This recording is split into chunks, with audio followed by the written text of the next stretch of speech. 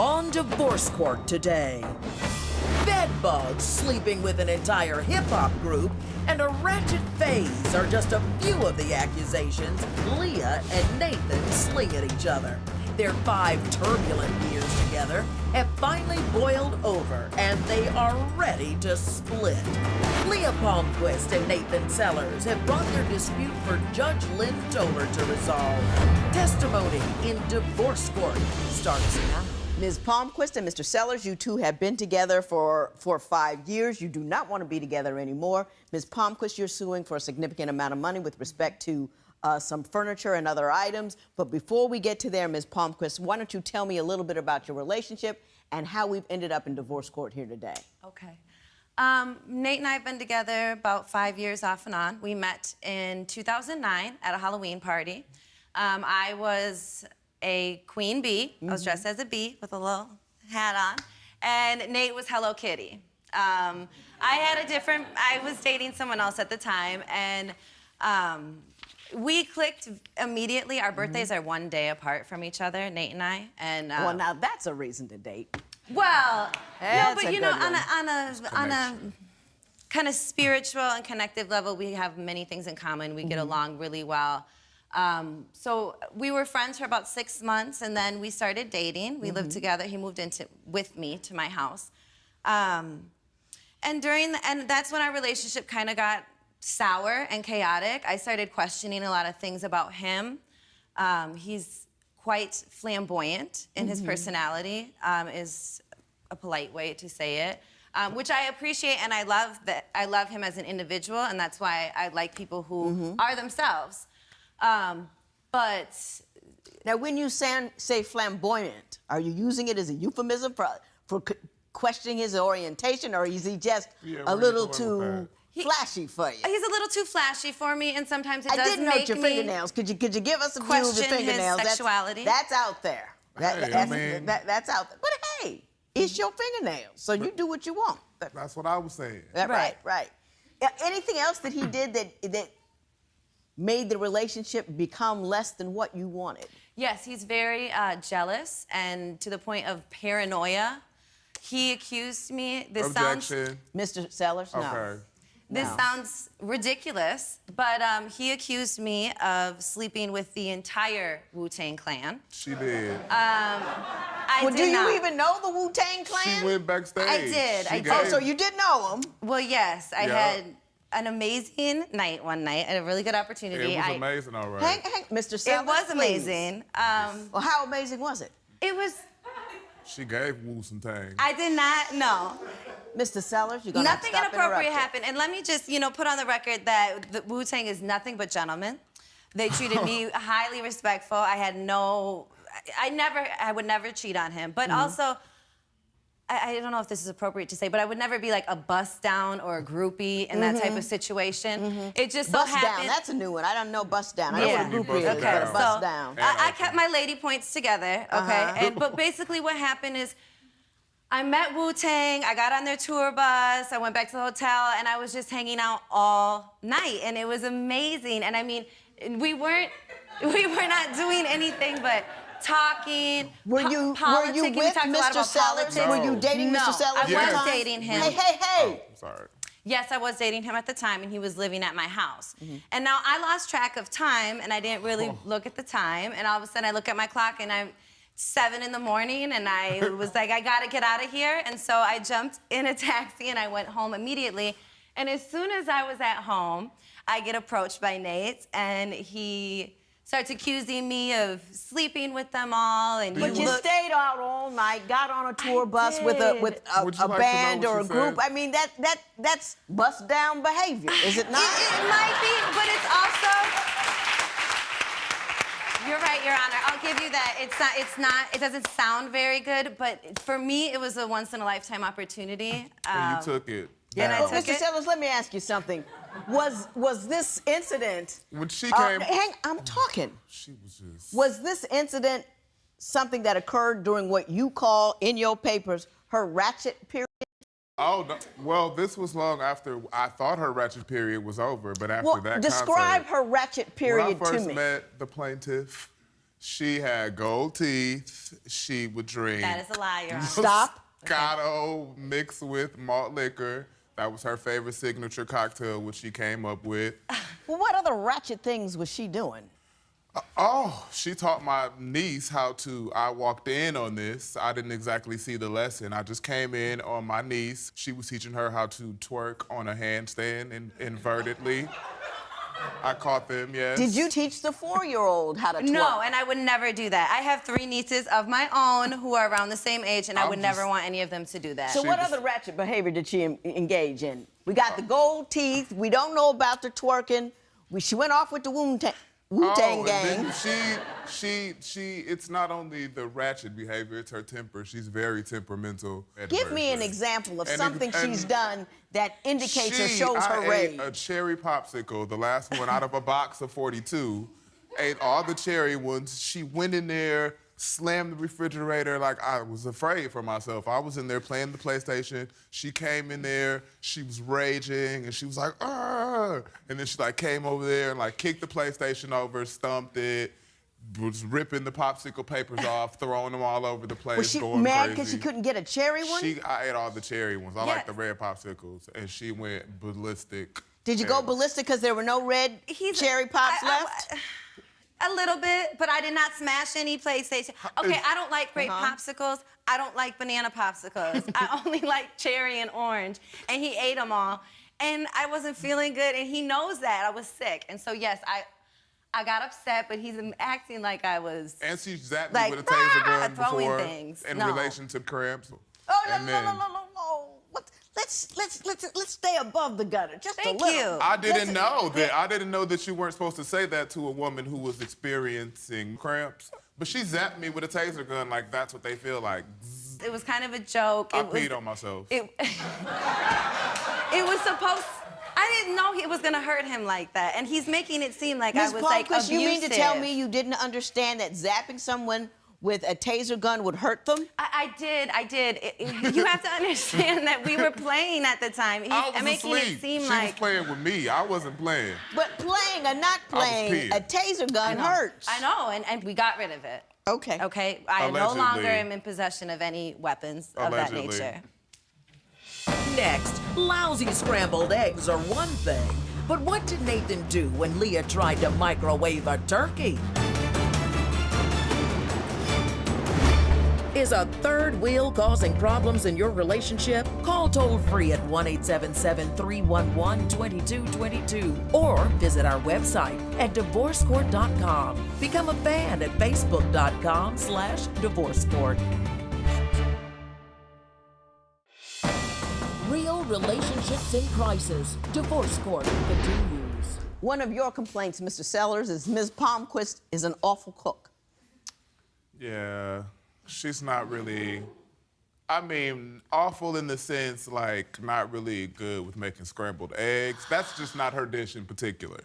Scrambled eggs. Well, that's just one dish, though. Well, anybody then there could was have a bad dish. the turkey for Thanksgiving that she microwaved and fed to our dog and sent it to the vet to get its stomach pumped. Be as a result of that. Hang on just a second, Ms. Palmquist. Even I know you're not supposed to microwave a turkey. I know this as well. We don't even own a microwave. We were at someone else's house, but I am an amazing cook. I have dinner parties at my house all the time. He's lying But I about want to that. understand about the microwave turkey. You're saying that never happened? So it did happen. Okay, it semi-happened because the turkey was taking a long time to defrost. We were at somebody else's house, and they had a microwave, and they suggested that they put it in the microwave. I said that is a bad idea because meat needs to slowly defrost in order for the bacteria to not accumulate. Did it smell funny or something at the end because you fed it to the dog instead of people? No, it didn't smell funny, but I did feed it to the dog, and the dog did get sick. And he did And have we to have didn't a eat stomach it. pump. I refused to eat it. I refused to eat it too because I knew that, you know, she really wasn't that great making turkey. So But I was just like... Let me ask you this, Mr. Sellers. I mean, she's a beautiful woman over there. Did you get her just to cook? No, I did not get her just to cook. I got her to clean and to...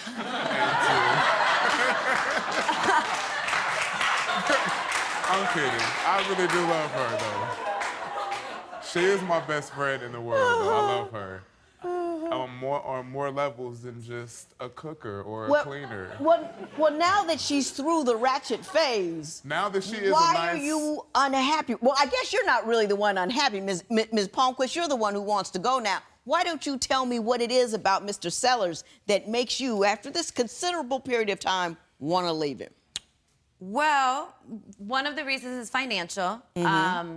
I have always had a full-time job, mainly my entire life. Nathan has struggled to have a full-time job. He gets gigs here and there, and then he focuses a lot on school, which I'm supportive of because you need to have an education. The other aspect is it does have to do with our sex life and sexuality. I don't necessarily believe Nate is 100% straight. I am 100% straight. Mr. Sellers, hang on. Let her speak her piece. Why don't you think he is? Well, there's obviously some, you know, little... The fashion, I get. He's an individual, and I'm accepting of that. And I mean, we can have this conversation that sexuality is on a multiple scale, and you can fit anywhere in there. And I am supportive of that in every way. But for our relationship, it makes me a little uncomfortable.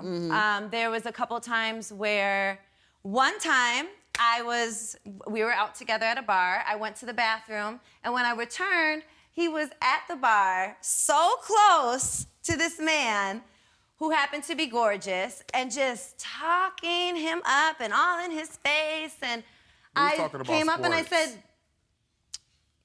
what sports were you talking about? Ms. Palmquist, talk to me. Talk to me. Okay, because we both know he was not talking about sports. But it's a bar, though, you know, and it's hard to talk in a bar. You have to get close to people so they can hear you. That is not necessarily suspect. You don't need to get that close. If I wasn't wearing a skirt, I would kind of show you. You know how you sit at a bar stool and your legs can go like this around somebody? Well, that's what he was doing to him. I was getting closer because we was in a bar because I couldn't hear. And he was gorgeous. I mean, he was tall, handsome, very beautiful, light eyes. I got it. But Nate was, I made us a new friend. He was very surprised when I came over, almost like, oh, you just messed up my game for a minute. And so I approached him and I said, I'm not buying it, Mr. Sellers. Don't worry about it. It's okay. I'm not buying it. Okay, so... Oh, there's more to this. So he tried to just, you know, he got defensive and denied and said, this is our new friend. He's going to buy us drinks. Did he not buy us drinks? He did buy us drinks, but... Did you not drink the drinks? I did drink the drinks. Mr. Sellers, you're all out of order, but I do enjoy you. I really, really do. When Divorce Court continues, even though she can't cook, is Leah really trying to fatten Nathan up? Do you believe that Leah and Nathan can overcome their intimacy issues? Call 1-800-282-1991 to vote now and see if America agrees with your opinion. You'll also receive some valuable offers. Call now, 1-800-282-1991. If you would like your case heard on Divorce Court, call us toll-free at 1-877-311-2222 or log on to our website at divorcecourt.com and join the conversation on Twitter at Divorce Court. Divorce Court continues. Now, Mr. Sellers, your papers give me the impression that you believe that Ms. Palmquist isn't quite satisfied with you. He's always comparing you with Rick Ross. Yes. And that you think she likes big fat dudes, and you're not one. Dudes. She always. Now, why don't you tell me why you believe these things? Well, anytime we go out to eat, she always insists that I get a little extra gravy on my mashed potatoes. She always insists that I get more butter. She owns a fat suit for me. She bought it for me. She bought me a fat suit. She bought you a fat suit. Not to mention, she introduces me as her anorexic boyfriend to her friends. Okay. Hang on. I'm still at the fat suit. She comes home one day with a fat suit and say, try this on? I come home, and, you know, we're in the bedroom where the magic is happening, and it's about to get magical and majestic. And then, boom, she said, hold on, I got something for you. Go in the closet. She even had a beard, too. She had the fat suit, the arms was out. And at first I was like, you know, there's no way in hell I'm gonna do this. But then, you know, she was like, come on, it'll turn me on or whatever. So I put on the fat suit. And then when I put it on, she was complaining that my arms didn't quite match the girth of the suit, still calling me skinny and stuff. And I put on the beard, and then, like, I started rapping like Rick Ross. Ms. Palmquist, did you make Mr. Sellers put on a fat suit, a beard, and rap like Rick Ross? I did not make him rap like Rick Ross. More like But ad-libs, like, I did whoa, purchase a fat suit. Whoa. It was more of a joke. Uh-huh. It was around Halloween. I mean, it was like September when this Yeah. happened. There's nothing wrong with liking plump guys. No, I mean, do there's you not. like plump guys? I like, yeah. I do like bigger men. I like beards. By bigger fat, you mean? Well, that's not, I mean, you know. There could be some muscle 300 underneath pounds. there. Mr. Sellers, at the end of the day, did you mind? I didn't mind. I like, you know, I was like, whoa. Well, I don't need a demonstration, but okay. We're gonna get past that one. Because the problem is that he was used to weigh more when we first started dating. Like 5 pounds more. No, like 25. And he is extremely skinny now, and his bones hurt me. They literally dig into my body, and it's extremely uncomfortable. This is how she treats me and my bones. Let's move off the physical for a moment. You say, Ms. Palmquist, that you and Mr. Sellers are at 2 different stages in your life, mentally and physically. What do you mean by that? Well, I just, you know... You want a house and kids? Yes, yeah, I do want to get married. I want to have a long-term relationship with a house and children and a garden, and Nate is not interested in that at all. And I want to travel as well, but Nate wants to jet set. How old are you, Ms. Palmquist? I'm 28. You're 28 years old. Mr. Sellers, you're not interested in getting married and having kids? And nothing wrong with it either. You got a right to do what you want to do. Well, do it look like I'm going to put these in a dirty diaper or, like, in a sink full of dishes or, like, on a tool or something? Like, I'm not really domestic when it comes to stuff. I like to just not You like to chill, everything be nice, bling out a little this, bling out a little that, text relax, somebody maybe. Text. Yeah. Maybe make a phone call, maybe, depending. The ambition is just running rampant. You know, it's right? just, and she just wants to have kids. And I got you. Judge Lynn Toler's ruling next. It's time for you to call 1-800-282-1991 to answer today's question. You'll receive some valuable offers. Call now. Divorce Court. Judge Lynn Toler's ruling right now. Ms. Palmquist, you say you want $3,500 from Mr. Sellers. That is why correct. don't you tell me quickly why that is the case? Because he gave me bed bugs. I didn't give her How'd the that bed happen? bugs. So when he moved in with me, and we lived together for quite some time, and he made the decision to go to Milwaukee, he asked to store some of his belongings in my apartment, which I'm fine with. One of those belongings was our bed frame that he recently gotten out of his storage unit and moved into my apartment. And then I got bed bugs. And it took me a while to realize that I even had bed bugs, because at the time I was stressed out. He had moved to Milwaukee. I was swimming a lot. So I was swimming like 3 times a week. And I started getting, you know, red bumps. I didn't know what they were. And I was asking people, and people would just say, oh, it's probably from the chlorine. You've been swimming so much. Well, thank goodness I have a cat named Iggy who discovered the bed bugs.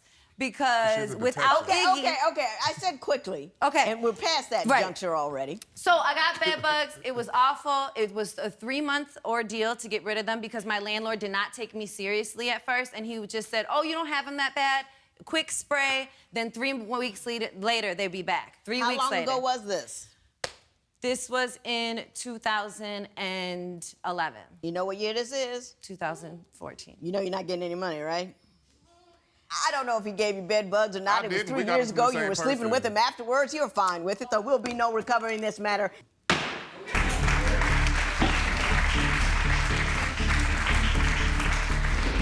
Leah and Nathan respect the judge's ruling and have moved on.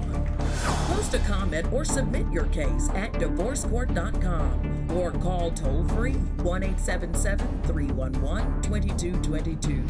Follow us on Facebook and Twitter at Divorce Court.